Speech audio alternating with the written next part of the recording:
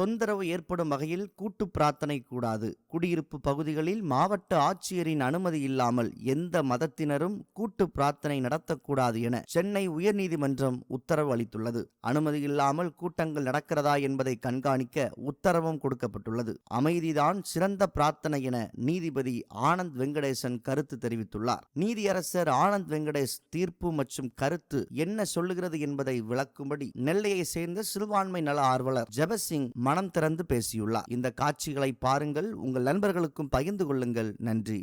நீதியரசர் ஆனந்த் வெங்கடேசன் என்பவர் வீடுகளில் குடியிருப்பு பகுதிகளில் பிரார்த்தனை செய்வதற்கு மாவட்ட ஆட்சித்தலைவருடைய அனுமதி வாங்க வேண்டும் என்று ஒரு தீர்ப்பை வழங்கியிருக்கிறார். அது அநேக கிறிஸ்தவ சமூக வலைத்தளங்களில் மிகப்பெரிய பரபரப்பாக கடந்த நேற்றிலிருந்து இன்று வரை மிகவும் அனைத்து குரூப்புகளிலும் சமூக வலைத்தளங்களிலும் அது மிக வேகமாக பரவி வருகிறது. உயர்திரு நீதியரசர் ஆனந்த் வெங்கடேசன் நேற்று கூறிய தீர்ப்பு சென்னையிலே உள்ள குரோம்பேட்டையிலே பகுதியில் வசிக்கக்கூடிய இரண்டு இந்து குடும்பங்களில் ஒரு குடும்பம் நாம சங்கீர்த்தனம் என்ற ஒரு ஹிந்துனுடைய பாடல்களில் பாடக்கூடிய ஒரு வீடுகளில் ஒரு அரங்கில் நடத்தக்கூடிய ஒரு நிகழ்ச்சிகளை தொடர்ந்து நடத்தி வருகிறார்கள். அவர்களுக்கு அருகிலே வசிக்கக்கூடிய ஒரு குடும்பத்திற்கு, இந்து குடும்பத்திற்கு இது மிகப்பெரிய இடைஞ்சலாக இருப்பதாக வழக்கு தொடுக்கிறார் அருகில் உள்ளவர். அந்த வழக்கின் அடிப்படையில் தான் நேற்று நீதியரசர் ஆனந்த் வெங்கடேசன் அவர்கள் பிறப்பித்த உத்தரவு. அமைதியான முறையில் நீங்கள் பிரார்த்தனை செய்யலாம், யாருக்கும் தொந்தரவு செய்யக்கூடாது, மௌனம்தான் மிக உயர்ந்த பிரார்த்தனை. மேலும் இதே போன்ற குடியிருப்பு பகுதிகளில் எந்த மதத்தினரும் மாவட்ட ஆட்சித்தலைவருடைய அனுமதி வாங்கி தான் அந்த பிரார்த்தனை கூடங்கள் நடத்த வேண்டும் என்று ஒரு மிக சிறந்த தீர்ப்பை வழங்கியிருக்கிறார். இது கிறிஸ்தவ போதகர்களுக்கு தனியாக அவர் வழங்கவில்லை. அனைத்து திருச்சபை மக்களுக்கும், அனைத்து திருச்சபை போதகர்களுக்கும் தான், அனைத்து மதங்களுக்கும், அனைத்து மத பிரிவுகளுக்கும் இந்த தீர்ப்பை அவர் வழங்கியிருக்கிறார். குறிப்பிட்ட கிறிஸ்தவ மதத்துக்கு மட்டும் இந்த தீர்ப்பை வழங்குவது மாதிரி ஒரு சமூக வலைத்தளங்களில் பல்வேறு பேட்டிகளும் காணொளி காட்சிகளும் அதெல்லாம் வந்து கொண்டிருக்கிறது. முதலில் நாம் குடியிருப்பு பகுதிகளிலோ அல்லது புதிதாக ஒரு ஆலயம் கட்ட வேண்டுமென்றால் மாவட்ட ஆட்சித்தலைவருடைய அனுமதி கண்டிப்பாக வாங்கப்பட வேண்டும். இது அரசினுடைய விதிமுறை. அது கிராமப்புறமாக இருந்தாலும் சரி, நகர்ப்புறமாக இருந்தாலும் சரி, மாவட்ட ஆட்சித்தலைவருடைய என்ஓசியை நாம் வாங்கிய தடையின்மை சான்று வாங்கிய பிறகுதான் நாம் தேவாலயங்களோ ஆலயங்களோ கட்டப்பட வேண்டும். இதை அனைத்து மாவட்டங்களிலும் உடனடியாக அந்தந்த மாவட்ட ஆட்சித்தலைவர்கள் 30 நாளிலிருந்து 60 நாளுக்குள்ளே அந்த என்ஓசியை வழங்கி வருகிறார்கள். முதலமைச்சர் அவர்கள் 2024 போட்டப்பட்ட ஜிஓ 30 நாளைக்குள்ளே என்ஓசி மாவட்ட ஆட்சித்தலைவர்கிட்ட அப்ளை பண்ணுறவங்களுக்கு 30 நாளைக்குள்ளே என்ஓசி கொடுக்கணும்னு சொல்லி ஒரு மிக உயர்ந்த ஒரு ஜிஓவை அரசாணையை முதலமைச்சர் அவர்கள் வெளியிட்டார்கள். அந்த அரசாணையை பின்பற்றி அநேக மாவட்டங்களில் என்ஓசி அப்ளை பண்ணக்கூடிய போதகர்களுக்கு உடனடியாக என்ஓசி வழங்கி வருகிறார்கள் மாவட்ட ஆட்சித்தலைவர்கள். அனைத்து மாவட்டங்களையும் வழங்கி வருகிறார்கள். சில மாவட்டங்களில் நாங்கள் 4 வருஷம் வச்சுருக்கிறோம், 5 வருஷம் பெண்டிங் கிடக்கு, எங்களுக்கு என்ஓசி இன்னும் கொடுக்கல அப்படின்னு சொல்லக்கூடிய மாவட்டங்களில் உள்ள பிரச்சனைகள் என்னென்னா, அந்த மாவட்டங்களில் அந்த போதகர்கள் ஏற்கனவே திருச்சபை கட்டியிருக்கிறார்கள். அந்த கட்டப்பட்ட திருச்சபை பிற மதத்தவரால் எங்களுக்கு தொந்தரவாக இருக்குது அப்படின்னு சொல்லி காவல்துறையில் புகார் அனுப்பப்பட்டு புகாரின் மீது விசாரணை அனுப்பி விசாரணையில் இவர்கள் அனுமதி வாங்காமல் தேவாலயம் கட்டியிருக்கிறார்கள், அதனால் இவர்கள் மாவட்ட ஆட்சித்தலைவருடைய அனுமதியை பெற்றுவிட்டு மீண்டும் சபை நடத்த வேண்டும் என்று ஒரு உத்தரவு போடப்படுகிறது. கட்டப்பட்ட திருச்சபைகளுக்கு மாவட்ட ஆட்சித்தலைவருடைய அனுமதி வழங்கப்படுவது இல்லை. புதிதாக ஆலயம் கட்டுவதற்கு மட்டுமே மாவட்ட ஆட்சித்தலைவருடைய அனுமதியை மாவட்ட நிர்வாகம் வழங்கி வருகிறது. எனவே போதகர்கள் புதிதாக கட்டுவதற்கு, ஆலயங்கள் கட்டுவதற்கு நீங்கள் முன்வந்தீர்கள் என்றால் உடனடியாக அந்த இடத்தினுடைய பத்திரம், அந்த இடத்தினுடைய பட்டா நகல், பிளானு, எஸ்டிமேட்டு, அதுக்கப்புறம் அந்த இடத்தினுடைய புகைப்படம், 25 ஆண்டுக்கான ஆன்லைன் ஈசி ஆகியவற்றை இணைத்து உங்களுடைய மாவட்ட ஆட்சித்தலைவர் உங்களுடைய லெட்டர் பேடில் ஒரு கடிதம் ஆகியவற்றை இணைத்து அந்தந்த மாவட்ட ஆட்சித்தலைவர் அலுவலகத்தில் உள்ள சி செக்ஷன் இ பிரிவில் அந்த மனுவை நீங்கள் சமர்ப்பித்தால் அவர்கள் ஆன்லைனில் அப்லோட் செய்து அதுக்குள்ள உரிய தீர்வுகளை விரைவில் காவல்துறை மற்றும் வருவாய்த்துறை என்ஓசியை பெற்று மாவட்ட ஆட்சித்தலைவர் உடனடியாக அந்த என்ஓசியின் அடிப்படையில் தடையின்மை சான்று வழங்கி வருகிறார்கள். இதுதான் இப்போது உள்ள புதிய ஆலயத்திற்கான அனுமதி.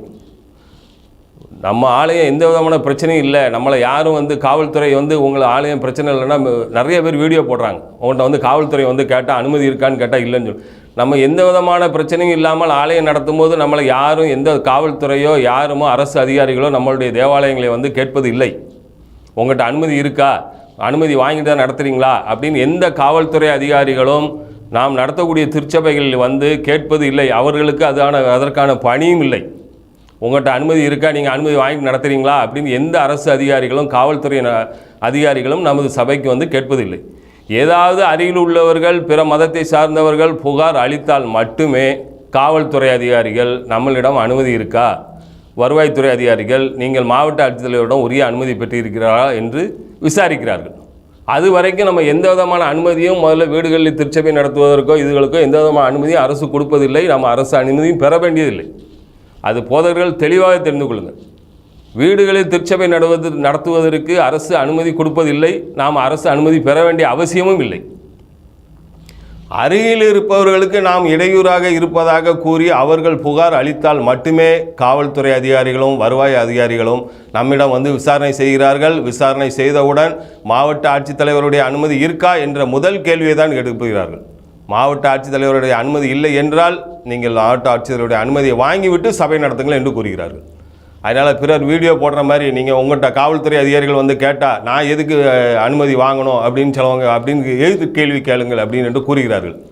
அப்படின்னா நீங்கள் எந்த விதமான தவறான ஒரு முன்னுதாரண அடிப்படையில் நீங்கள் எதுவுமே செஞ்சிட வேண்டாம். மாவட்ட ஆட்சித்தலைவருடைய அனுமதி இப்போ இலகுவாக எளிதாக அனைவருக்கும் போதகர்களும் பெற்றுக்கொண்டு இருக்கிறார்கள்.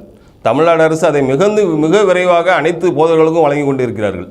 அதில் எந்த விதமான தங்கு தடையுமே இல்லை. 30 நாளிலிருந்து 45 நாளுக்குள்ளே என்ஓசி மாவட்ட ஆட்சித்தலைவர் வழங்கி வருகிறார்.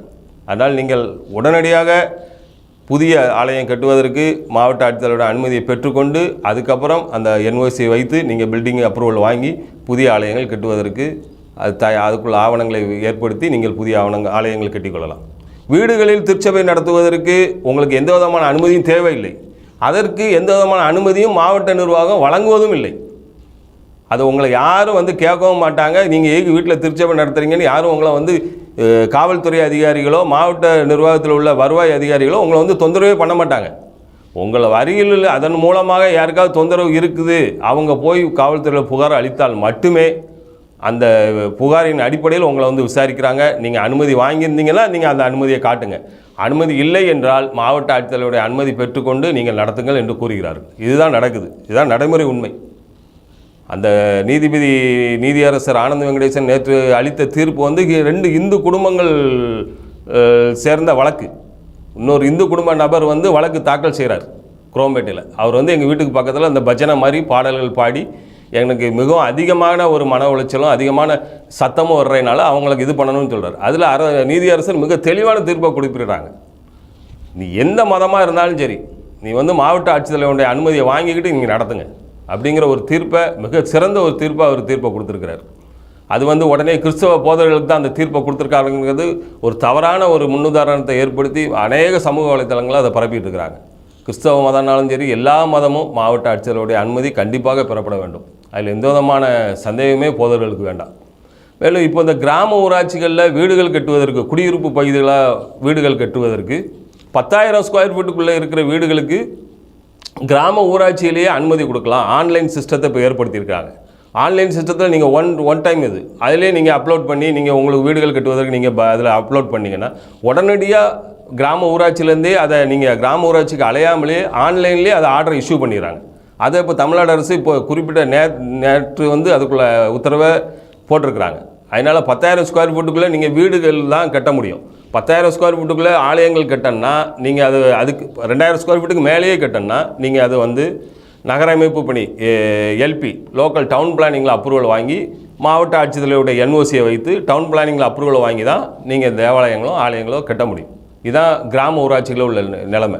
கிராம ஊராட்சிகள் மூலியமாக எந்த விதமான ஆலயங்களுக்கும் அவங்க வந்து அனுமதி கொடுக்கவே முடியாது. மாவட்ட ஆட்சித்தலைவருடைய அனுமதியை இணைத்து என்ஓசியை இணைத்து டவுன் பிளானிங் நகர் ஊரமைப்பில் நம்ம அப்ரூவல் வாங்கின பிறகு அந்த அப்ரூவலையும் என்ஓசியும் வைத்து தான் ஊராட்சியில் அனுமதி வாங்க முடியும். ஊராட்சி வந்து தேவாலயம் கட்டுவதற்கு அனுமதி வழங்குறதுக்கு அவங்களுக்கு அதிகாரம் இல்லை. அவங்க தேவாலயம்னு போட்டு உங்களுக்கு பில்டிங் அப்ரூவல் கொடுக்கவே முடியாது. அதை வந்து நீங்கள் மாவட்ட ஆட்சித்தலைவருடைய அனுமதி வாங்கி அதுக்கப்புறம் நகர் ஊரமைப்பில் பில்டிங் பிளான் அப்ரூவல் வாங்கி அதுக்கப்புறம் தான் நீங்கள் ஊராட்சியில் அனுமதி வாங்க முடியும் ஒழிய பஞ்சாயத்தில் நான் அனுமதி வாங்கிட்டேன் நான் திருச்சபை கட்ட போகிறேன் அப்படின்னு யாராவது சொன்னால் அது தவறான தகவல். பஞ்சாயத்தில் திருச்சபை கட்டுவதற்கு அனுமதி கொடுப்பதற்கு அதிகாரமே கிடையாது. பில்டிங் பிளானு தான் குடியிருப்பு பகுதிகள் தான் 10,000 ஸ்கொயர் ஃபீட்டுக்குள்ள பகுதிகளை பஞ்சாயத்தில் வாங்கிக்கலாம்னு சொல்லி இப்போ புதுசாக ஒரு ஆர்டர் போட்டிருக்கிறாங்க. அதுவுமே 10,000 ஸ்கொயர் ஃபீட்டுக்குள்ளே ஏதாவது வீடுகள் அனுமதி இல்லாமல் வாங்கினாங்கன்னா அதை உடனடியாக இடிக்கணும் அல்லது சீல் வைக்கணும், கிராம ஊராட்சி நிர்வாக அலுவலர் பண்ணணும் அப்படின்னு சொல்லி இப்போ ஆர்டர் போட்டிருக்காங்க. அதனால் வீடுகளுமே அனுமதி இல்லாமல் கட்ட முடியாதுங்கிறத இந்த அரசாணை மூலமாக மிக தெளிவாக குறிப்பிட்டிருக்காங்க. அதனால் போதகர்களுக்கு மிக தெளிவாக சொல்லிடுறேன், வீடுகள்லையோ வீட்டினுடைய மாடிகள்லையோ நம்ம திருச்சபை நடத்துறதுக்கு எந்த விதமான அனுமதியும் தேவையில்லை, எந்த விதமான அனுமதியும் அரசாங்கம் வழங்குவதும் இல்லை. அதை நீங்கள் சுதந்திரமாக நீங்கள் நடத்திக்கிடுங்க. பக்கத்தில் உள்ளவங்களுக்கு எந்த பிரச்சனையும் இல்லைன்னா நீங்கள் பாட்டுக்கு அமைதியான முறையில் நம்ம ஆராதனை நடத்திக்கலாம். பக்கத்தில் உள்ளவங்களுக்கு தொந்தரவு இருந்து பிற மதத்தினருக்கு ஏதாவது அதனால் பாதிப்பு இருந்து அவங்க காவல்துறை மூலமாகவோ அல்லது மாவட்ட வருவாயிலையோ ஏதாவது புகார் அளித்தால் அந்த புகாரின் அடிப்படையில் தான் அவங்க 2 பேரும் வராங்க. மிச்சப்படி மிச்சவங்க வீடியோ போடுற மாதிரி காவல்துறையோ வருவாய்த்துறையோ உங்களை புகார் இல்லாமல் உங்களுடைய இதை யாரும் வந்து அரசு அதிகாரிகள் தொந்தரவு செய்யவே மாட்டாங்க. வந்து நீ எதுக்கு மாவட்ட ஆட்சித்தலைவருடைய அனுமதி வாங்கி நடத்துறியான்னு எந்த அரசு அலுவலரும் எந்த காவல்துறை அதிகாரியும் புகார் இல்லாமல் உங்களை வந்து கேட்க மாட்டாங்க. புகார் இல்லாத அளவுக்கு கிறிஸ்தவ போதகர்கள் அமைதியான முறையில் பிரார்த்தனை நடத்தி இறைப்பணியை செய்யும்படி அன்புடன் கேட்டுக்கொள்கிறேன். எனது நன்றியும் வாழ்த்துக்களையும் தெரிவித்துக் கொள்கிறேன். கர்த்தருக்கு ஸ்தோத்திரம். பிரைஸ்.